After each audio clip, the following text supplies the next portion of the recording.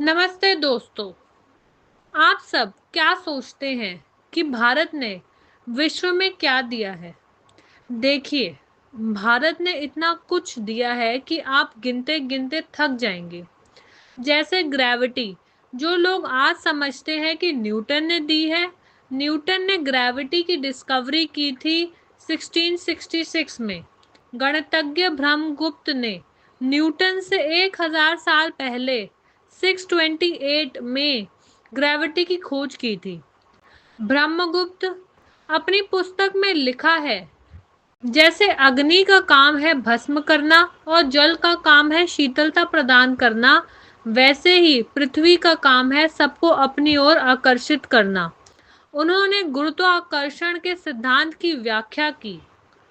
उनके 500 साल बाद भास्कराचार्य दो ने ब्रह्मगुप्त के खोज की डिटेलिंग की। न्यूटन से 1000 साल पहले ही भारतीय गणितज्ञ ब्रह्मगुप्त ने गुरुत्वाकर्षण की खोज कर ली थी, लेकिन इसे स्कूल की किताबों में पढ़ाया जाना चाहिए। वहाँ वैज्ञानिकों जैसे न्यूटन के बारे में ही पढ़ाया जाता है।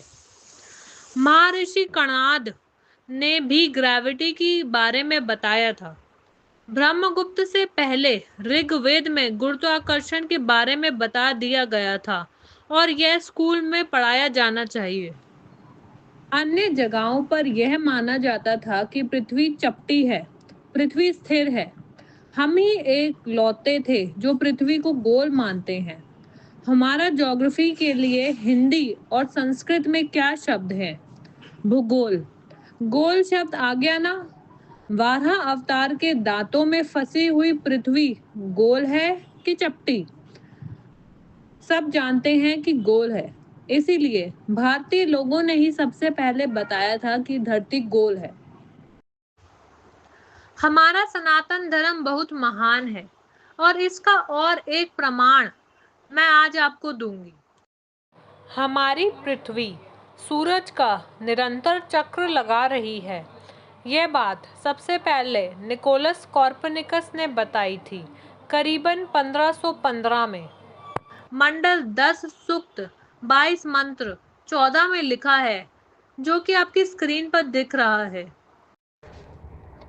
इस श्लोक का अर्थ है, पृथ्वी हाथों पैरों से रहित है, फिर भी यह आगे बढ़ती है। पृथ्वी पर स्थिर सभी वस्तुएं भी इसके साथ चलती हैं। हमारे यहाँ जगत कहते हैं। ज यानी उत्पत्ति, गत यानी निरंतर गति करने वाला। हमारी पृथ्वी भी निरंतर सूर्य की गति कर रही है। अरे यह छोड़ दो, महाभारत में तो एग्जैक्ट वर्ल्ड मैप भी बना दिया था। संजय जी ने 5000 साल पहले हमें वर्ल्ड मैप बनाकर दिया था। दुनिया का पहला वर्ल्ड मैप भी बना और ये सब भारत की ही देन है। संजय से धृतराष्ट्र ने पूछा कि पृथ्वी अंतरिक्ष से कैसी दिखती है? 2 अंश पीपल के पत्ते की तरह दिखते हैं और 2 अंश खरगोश की तरह, जो वनस्पतियों से भरे हैं और बाकी का खाली हिस्सा भरा है पानी से। 11वीं शताब्दी में रामानुजाचार्य जी ने एक मैप इस पर भी बनाया, जो आपको स्क्रीन पर दिख रहा है। अब इस मैप को आधुनिक मैप से मिलाएं। थोड़ी बहुत फर्क है। वो इसीलिए क्योंकि सी लेवल बढ़ता घटता रहता है और टेक्टोनिक प्लेट्स भी हिलती रहती है। साथ में मैप को भी प्रिजर्व करना उस समय में कठिन है। असल में भारत में पहले से और एक दम एक्यूरेट मैप बन चुका है। आज हमें प्रमाण इसलिए नहीं मिल पाता क्योंकि हमने 1000 साल की गुलामी देखी। हमारी नालंदा जो जला दिया गया, हमारे ऋषियों को मारा गया, भारतीयों को इतना गंदा हाल किया। आज़ादी के बाद भी हमें हमारा इतिहास नहीं पढ़ाया जाता। अरे हनुमान चालीसा में तो एग्जैक्ट सूर्य से पृथ्वी का डिस्टेंस बता दिया था तुलसीदास जी ने 16वीं शताब्दी में।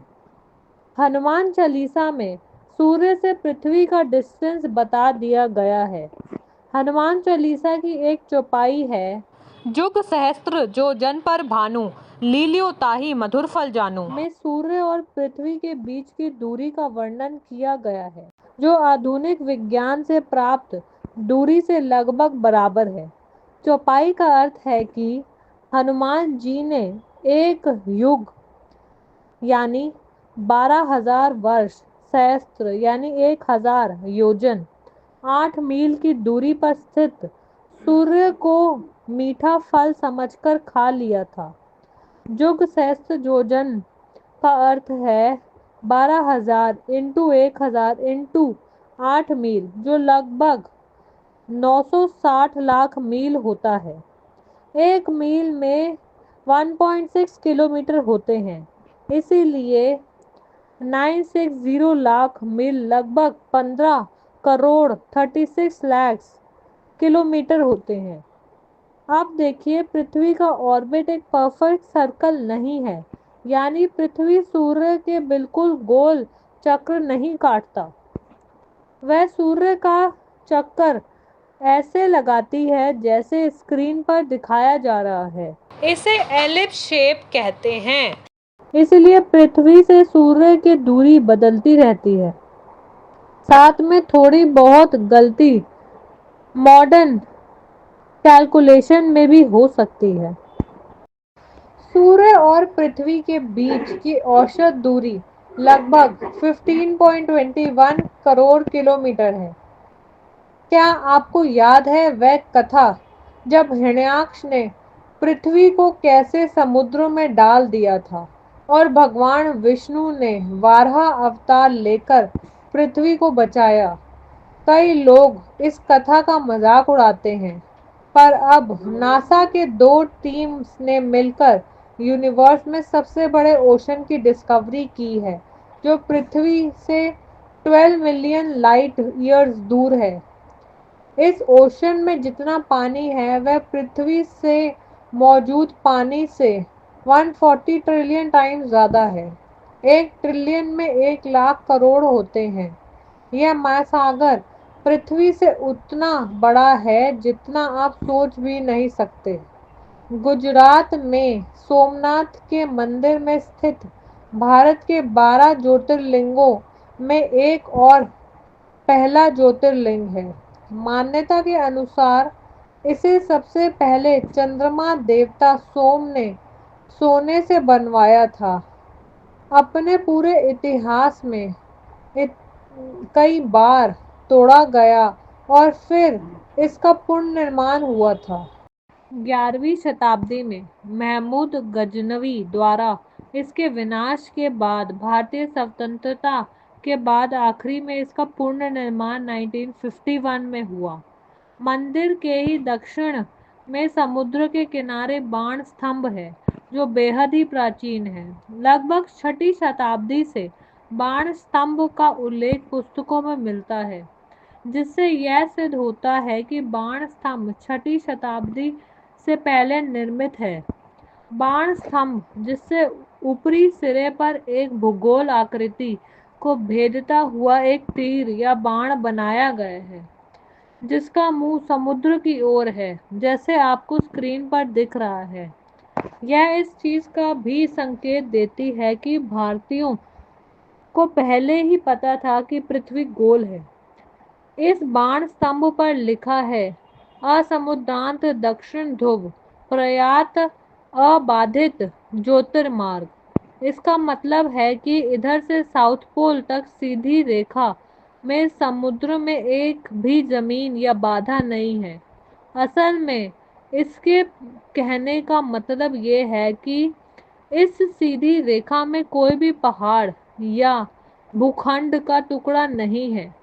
अब सबसे बड़ा सवाल ये है कि क्या उस काल में भी लोगों को यह जानकारी थी कि साउथ पोल कहाँ है और धरती गोल है? कैसे उन लोगों ने इस बात का पता लगाया होगा कि बाण स्तंभ से साउथ पोल तक समुद्र में कोई बाधा नहीं है? यह अब तक एक रहस्य ही बना हुआ है। आज के समय में तो यह विमान, रॉकेट या सैटेलाइट के द्वारा पता किया जा सकता है? इसका जवाब है कि भारत और सनातन संस्कृति हमेशा से भगवान के आशीर्वाद से समृद्ध है और रहेगी। धन्यवाद।